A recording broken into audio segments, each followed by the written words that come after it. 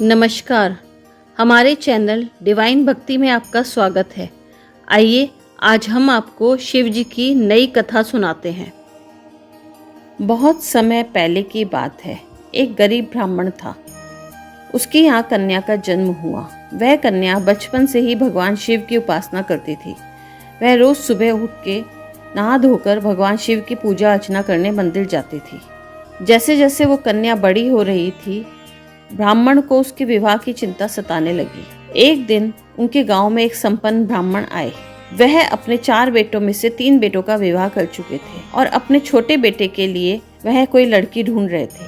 मंदिर में जब उन्होंने उस कन्या को देखा तो वह बहुत प्रसन्न हुए और ब्राह्मण से उनकी कन्या का हाथ मांगा। निर्धन ब्राह्मण यह सोचकर बहुत खुश हुआ कि चलो मेरी गरीब बेटी एक बड़े परिवार की बहू बन जाएगी। साधारण से विवाह के बाद वह लड़की अपने संपन्न ससुराल में चली गई। वहाँ पर उसकी तीनों जिठानियां और सास बात बात पर उसकी गरीबी का मजाक उड़ाती थी, परंतु वह यह सोचकर खुश थी कि चलो मेरा पति तो मुझसे बहुत प्यार करता है। विवाह के 2 महीने के बाद उस लड़की के पति को कामकाज के कारण अन्य देश जाना पड़ा। लड़की के ससुराल के आंगन में बहुत बड़ा मंदिर था। वहाँ पर शिवलिंग स्थापित था। लड़की विवाह के पश्चात उसी शिवलिंग पर जल चढ़ाया करती थी और ओम नमः शिवाय का जप करा करती थी। वह सारा दिन ओम नमः शिवाय का पाठ करती रहती और भगवान की पूजा पाठ करा करती। यह बात उसकी सास और जिठानियों को बिल्कुल पसंद नहीं थी। जैसे ही लड़की का पति कमाने के लिए विदेश गया, सास ने अपना रंग दिखाना शुरू कर दिया। उसने उसका बिस्तर गाय भैंस के बाड़े में डलवा दिया और उसको मंदिर में पूजा पाठ करने से मना कर दिया। वह बेचारी लड़की रोती रहती और ओम नमः शिवाय का पाठ करती रहती तथा घर के कामकाज में लगी रहती। ऐसा करते करते बहुत दिन बीत गए। एक दिन वह ओम नमः शिवाय का जाप कर रही थी और रोती चली जा रही थी।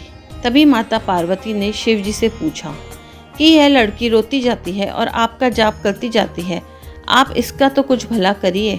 शिव जी मुस्कुराते हुए बोले, यह सब इसके कर्मों का ही फल है। पार्वती जी बोली, इसके व्रत और उपवास का कुछ तो फल इसको दीजिए। शिव जी पार्वती जी की आज्ञा को नहीं टाल सकते थे। उन्होंने अगले ही दिन उसके ससुराल के मंदिर से शिवलिंग हटा दिया और वह शिवलिंग गाय भैंसों के पास एक पेड़ के नीचे स्थापित कर दिया।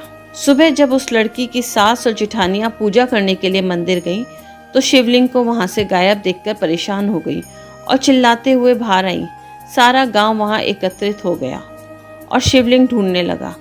थोड़ी देर बाद ही किसी ने बताया कि शिवलिंग तो बाहर पेड़ के नीचे स्थापित है और आपकी छोटी बहू वहाँ पूजा पाठ कर रही है और ओम नमः शिवाय का जाप कर रही है। यह सुनकर सास और तीनों जिठानियां भागी भागी गईं और शिवलिंग पर गिरकर क्षमा मांगने लगी। तभी शिव जी प्रकट हुए और बोले कि मुझसे क्षमा नहीं मांगो, तुमने ही तुम्हारी बहू का अनादर किया था, उसको मेरी पूजा नहीं करनी दी थी, अतः मैं बाहर स्थापित हो गया हूँ। अब उन्हें समझ में आ गया था कि हमने ही छोटी बहू को शिव जी की पूजा नहीं करने दी। हमारी छोटी बहू ही शिव जी की असली भक्त है। सिर्फ अच्छे कपड़े और धन दौलत से ही पूजा करने से कुछ भी नहीं होता है। आप साफ हृदय से भगवान की पूजा और भक्ति करते रहो तो भगवान जरूर प्रसन्न होते हैं। उसके बाद से पूरा गाँव उसी शिवलिंग की पूजा और पाठ करता रहा और वह लड़की और उसका पति दोनों ही बहुत साल तक पूजा पाठ और शिव जी का व्रत और कथा सुनते हुए ओम नमः शिवाय का जाप करते रहे और फिर वैकुंठ धाम को चले गए। अगर आपको हमारी कथा पसंद आई हो तो कृपया हमारे चैनल को लाइक, शेयर एंड सब्सक्राइब करें और बेल आइकन दबाना नहीं भूलें।